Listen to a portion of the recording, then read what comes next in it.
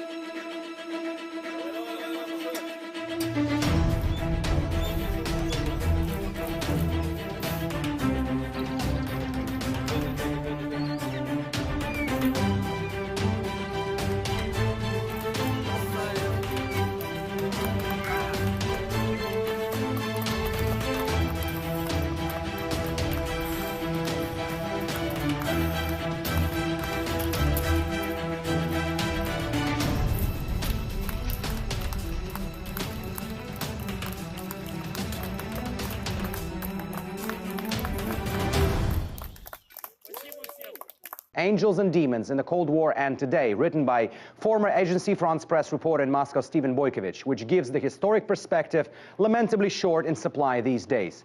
Boykovich suggests that the U.S. attitudes towards Russia have been like a pendulum swinging since the late 1800s, when George Kennan lobbied for the liberation of Russia from the Tsarist rule amid internal unrest in the United States.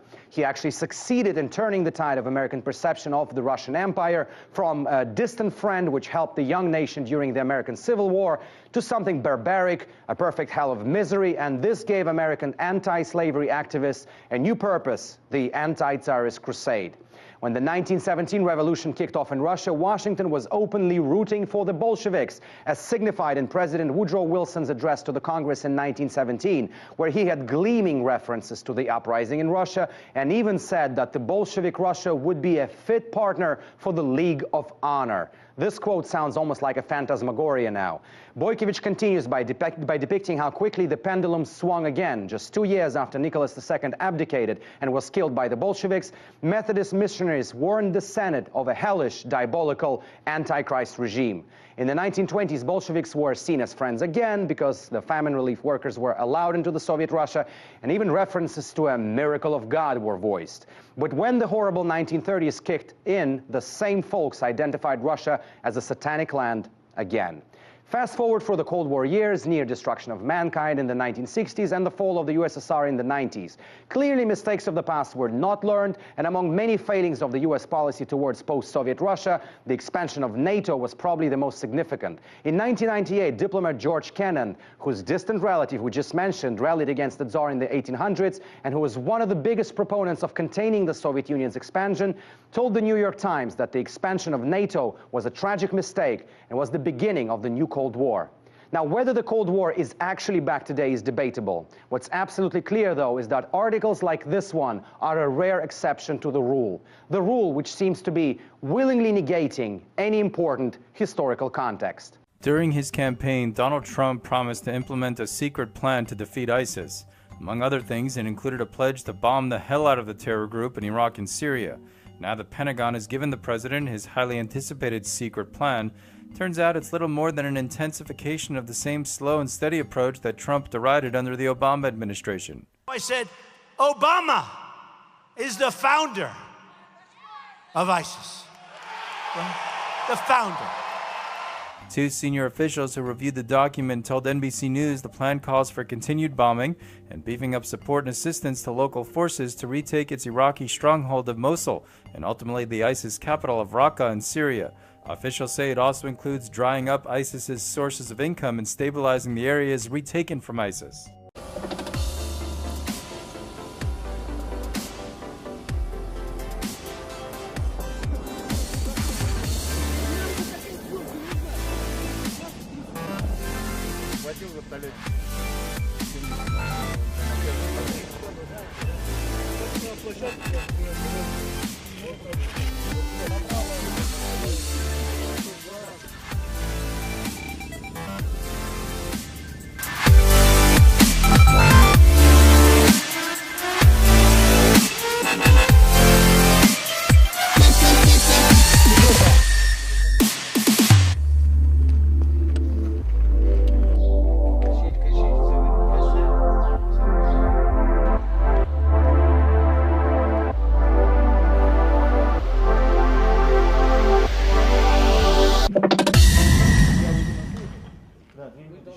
US Central Command is adamant its airstrikes clearly hit the intended target and that an adjacent mosque was still standing. It produced this photo to back up the assertion. The US says the building struck had been under surveillance for some time, that dozens of members of Al-Qaeda had gathered there, and several of them were killed in the raid. A US military spokesman was not able to answer questions as to what the building struck was or if it was connected to the mosque. In addition, the US military says it has no credible reports of civilian casualties, but the Syrian Observatory for Human Rights says most of those killed were civilians. Villagers say a large number of people had gathered following the call to prayer. I'm an ambulance driver, Muthar Abu Ammar, from Aleppo's western province. We came here after we were called after an airstrike targeted the mosque while worshippers were inside. There are more than 30 martyrs and dozens of injured people were transported to the Atareb hospital. There are still many people who are missing, 5 or 6 missing people. One of the martyrs was an elderly woman who lived close to the mosque. God help us. Even prior to Donald Trump taking office, monitoring groups had noted an increase in US airstrikes in the region in recent months. The US president, meanwhile, has asked his national security team to look into loosening the rules of engagement for the use of force against ISIL, and is reported to have given US generals autonomy to take military action, especially in time-sensitive raids.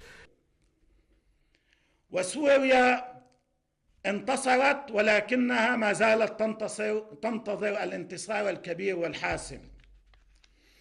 بقية الفصائل داعش إلى زوال وجبهة النصرة إلى زوال والفصائل الإرهابية التكفيرية إلى زوال. المسألة مسألة وقت. Now, Iran's foreign ministry has condemned the recent deadly airstrike on a mosque in the Syrian city of Aleppo. Foreign Ministry spokesperson Bahram Qasimi said any attack on holy and religious sites is reprehensible and unjustified. He added that the U.S. cannot shrug off responsibility by justifying things. U.S. claimed responsibility for an attack which it says it killed over 40 al-Qaeda militants, but it denied any attack on a mosque. Facts on the ground, however, show the attack struck a mosque crowded with worshippers near Aleppo, killing over 40 civilians. U.S. missile debris was also found in the mosque's rubble. Yeah, I mean, it's partly, in a sense, acts of attrition, because Israel and the U.S. attack wantonly and thus question the rest of the world, silently saying who's going to stop us. And they're almost begging for some sort of attack or intervention by Russia or its allies against their own forces in order to have further casus belli, in order to up the ante as far as the belligerence is concerned. Nobody is condoning these sort of attacks, and afterwards nobody is seriously questioning what is happening. It's just the law unto themselves. And it's like it's time the rest of the world woke up and realized that these are travesties, like hitting hospitals, hitting mosques, hitting religious schools with absolutely no oversight or legal jurisprudence globally or otherwise, and everybody sits on their hands around the world being distracted. It's just appalling. The Washington Post reported this week that the U.S. military is likely to send up to 1,000 more U.S. troops into northern Syria in the coming weeks as part of the fight against ISIS. You are a veteran and have served on the Armed Services Committee. Do you support sending these additional troops? Jake, I'll review what Secretary Mattis and General Votel of Central Command recommend, as I'm sure President Trump is doing so. I don't think we ought to set arbitrary troop caps. That's what Barack Obama did for 8 years in Iraq and in Afghanistan. We ought to look at our mission and the strategy necessary and the types of troops necessary to accomplish that mission. I will say that on this trip to Lebanon and Jordan and now in Israel, one consistent thing I've heard is the threat that Iran poses. As I've often said, the answer to most questions in the Middle East is Iran. And without Iran and Hezbollah and their activities in Syria, it's a big question whether or not the Islamic State would have risen to the power that they have now. So we have to ultimately destroy the Islamic State. But if we don't roll back Iran's gains throughout the region, we're not going to have stability and we're not going to defend U.S. interests to the degree that we should.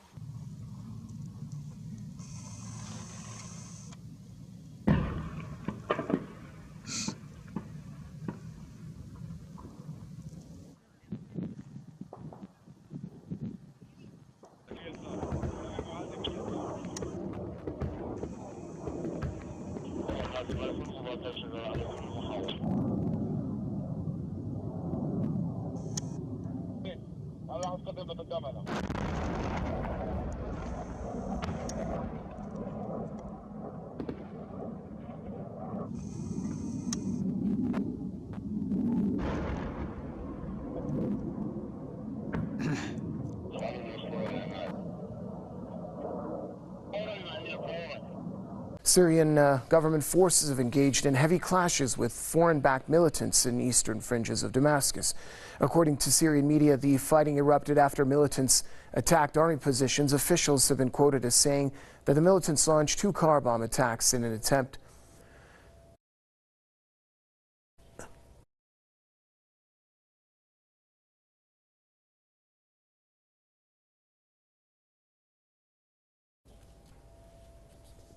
The two sides reportedly exchanged heavily in Jabbar district, which stands between the capital city and militant-held Ghouta neighborhood. Syrian troops have been battling militants around the capital for months. They have liberated many districts and villages so far.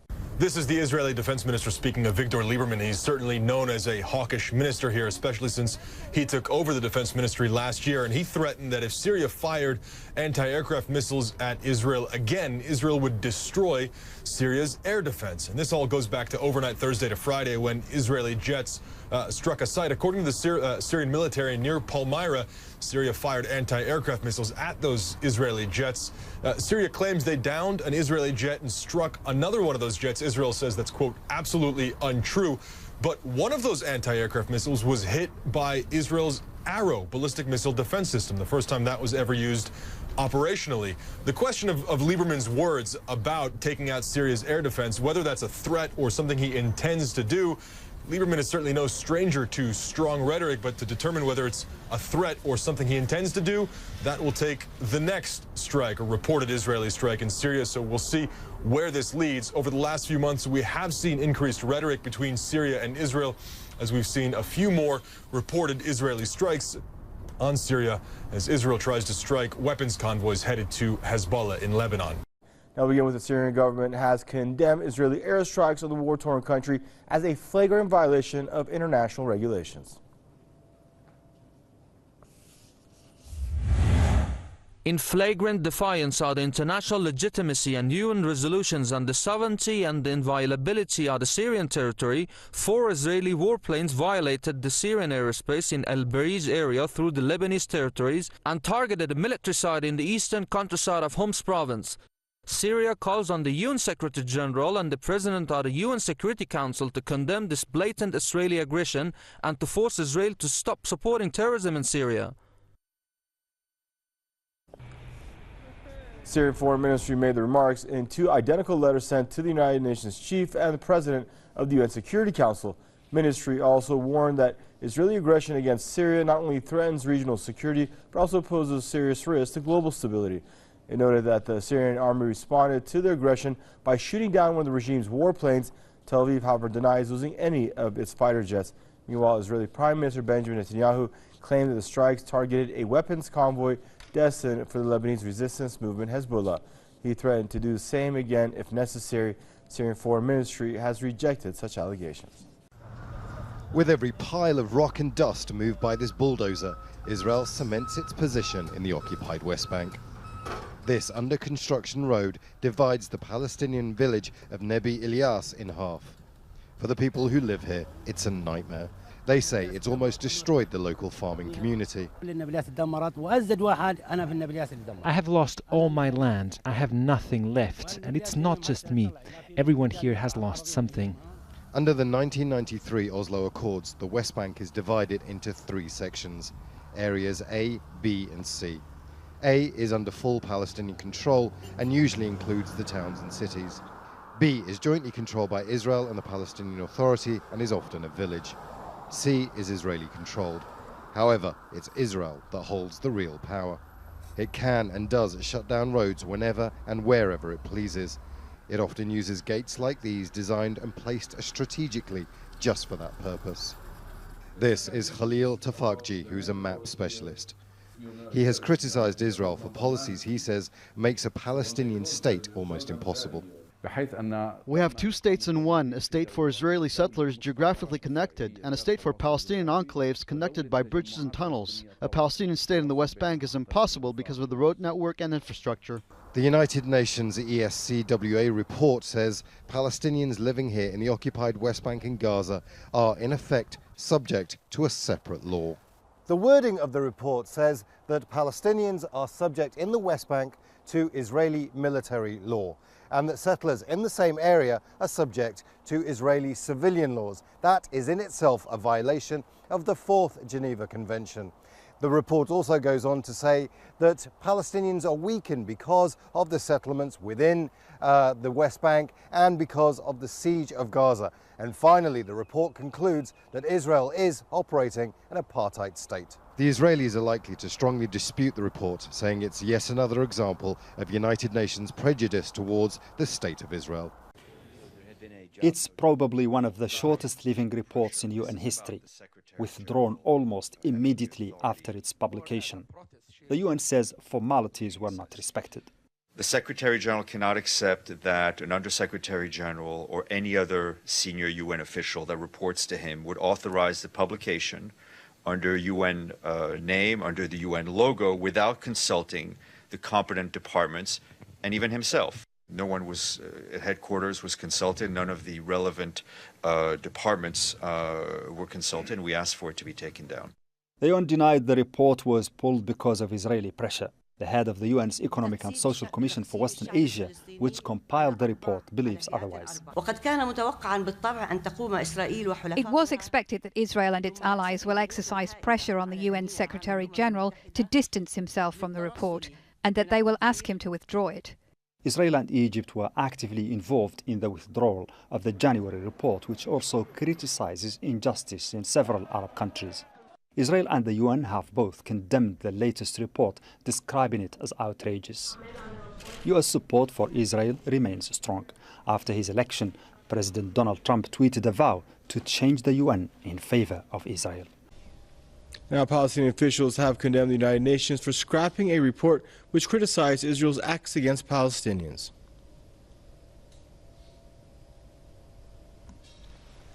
Instead of succumbing to political blackmail or allowing itself to be censured or intimidated by external parties, the UN should condemn the acts described in the report and hold Israel responsible. Extremely serious development and escalation. PLO official also called on the UN to undertake serious and concrete measures to hold Israel accountable for its persistent violations of international law and human rights. The Palestinian Authority foreign minister also condemned the UN's deletion of the report. Riyad al-Maliki said pulling the report does not shelve the reality on the ground. Report published by the UN Economic and Social Commission for Western Asia accused Israel of apartheid over its treatment of Palestinians. Head of the body was compelled to resign as she rejected to withdraw her report. According to the report, which the Palestinian Authority apparently supports, there is no Palestinian state. There is an apartheid regime run by Israel. So then how can Riyad al-Maliki be a foreign minister? Minister of what? Foreign minister of what? He, like Mr. Abbas, like Saad Erekat, they are not ministers. They are collaborators.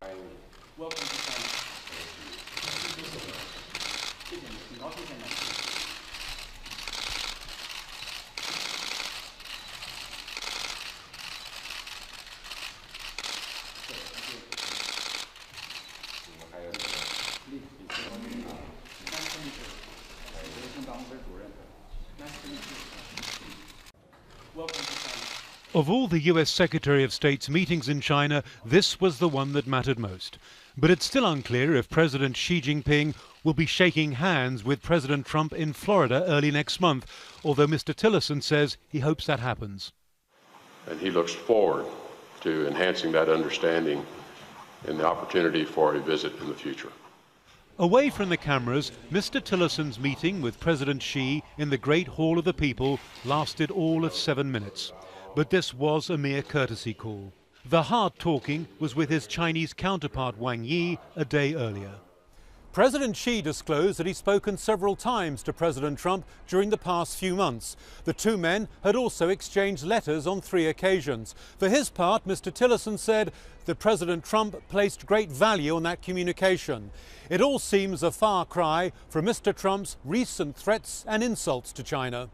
If China and the United States keep talking with each other, there is greater hope that China-US relations can develop more constructively, and there will be a better handle to be applied to many burning issues on the global stage.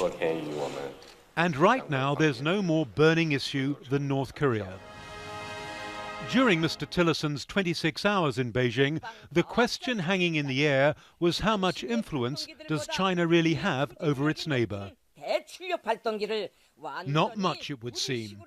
On Sunday, the North's media announced that the country's military had tested a high-performance rocket engine, another possible step towards developing a nuclear-tipped missile capable of reaching the United States. Foreign Minister Wang and I On Saturday, Mr. Tillerson pushed for closer cooperation with China on dealing with North Korea, although a day earlier he'd warned that preemptive military action against the North was still an option.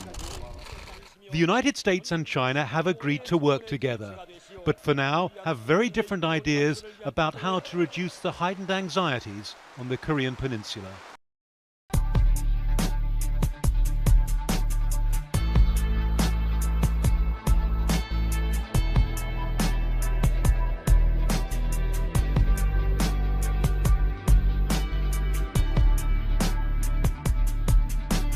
New from overnight, an elderly man is found shot to death inside his own home. Milwaukee police responding to the home near 58th and Green Tree Road last night. Around 11:30, they found a man in his late 70s with a gunshot wound to the head. Police are calling this shooting suspicious in nature, as detectives have not found a gun yet. Police tell 12 News the man's family says he was missing for 3 days before his body was found. Tonight, a sad story out of Glendale. A 57-year-old killed in this crash near 59th Avenue in Northern. Officers telling ABC 15 her car was hit by an SUV while she was making a left-hand turn. No names have been released. Detectives are investigating to see if any charges will be filed, but say impairment does not seem to be a factor. But police say that didn't stop him. They say he sped through another parking lot where several people had to run for cover. Police say some of those people were jumping into the back of truck beds just to take cover from Palmer. Officers say at one point he was going up to 100 miles an hour. They say it ended when he swerved into some landscaping at a gated South Tulsa community. Police say he overcorrected the vehicle. It flew a couple of feet. Boykiewicz suggests that the U.S. attitudes towards Russia have been like a pendulum swinging since the late 1800s, when George Kennan lobbied for the liberation of Russia from the Tsarist rule amid internal unrest in the United States. He actually succeeded in turning the tide of American perception of the Russian Empire from a distant friend which helped the young nation during the American Civil War to something barbaric, a perfect hell of misery, and this gave American anti-slavery activists a new purpose, the anti-Tsarist crusade. When the 1917 revolution kicked off in Russia, Washington was openly rooting for the Bolsheviks, as signified in President Woodrow Wilson's address to the Congress in 1917, where he had gleaming references to the uprising in Russia and even said that the Bolshevik Russia would be a fit partner for the League of Honor. This quote sounds almost like a phantasmagoria now. Boykiewicz continues by depicting how quickly the pendulum swung again. Just 2 years after Nicholas II abdicated and was killed by the Bolsheviks, Methodist missionaries warned the Senate of a hellish, diabolical Antichrist regime. In the 1920s, Bolsheviks were seen as friends again because the famine relief workers were allowed into the Soviet Russia. And